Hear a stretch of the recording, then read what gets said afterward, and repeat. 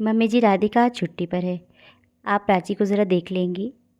वैसे मैं ऑफ़िस से जल्दी आने की कोशिश करूँगी। ऑफ़िस के लिए निकलते समय बहू ने कहा।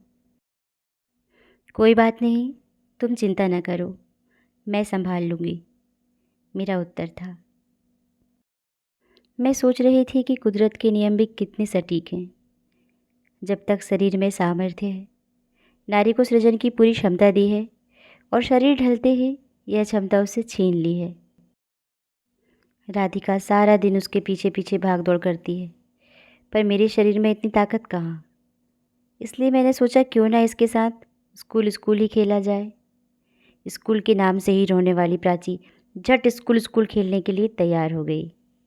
शायद गर्मी की छुट्टियों के कारण लंबे समय तक घर में रहने से वो बोर हो गई थी।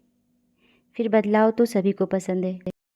बस फिर क्या था, कभी मैं स्कूल छोड़ने जाने का नाटक करती और कभी वह ये सब मेरे साथ करवाती।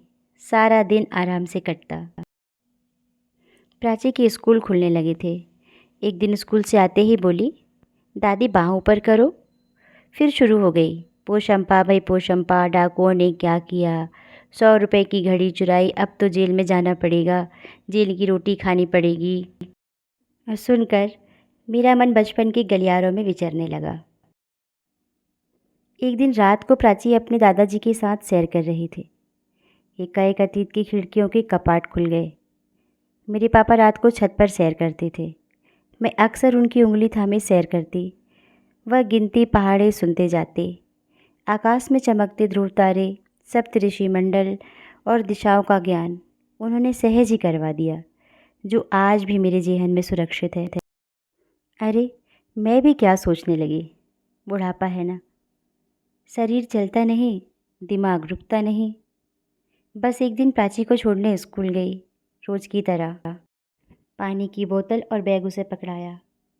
नहीं, यह सब आप पकड़ो।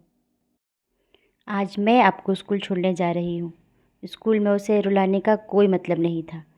मैंने चुपचाप सब सामान पकड़ लिया। पर ये क्या? कक्षा के कमरे तक पहुंचकर बाय बाय दादी कहकर वह वापस मुड़ गई। मैं हतप्रभ सी उसे देखती रह गई। शिक्षिका और सब बच्चे हंसने लग गए। मैं भी अपनी हंसी ना रोक सकी। अब मैं नहीं, वह मेरी दादी अम्मा थी। क्योंकि खेल ही जीवन है और जीवन भी एक खेल है, उसने सहज ही मुझे समझा दिया था।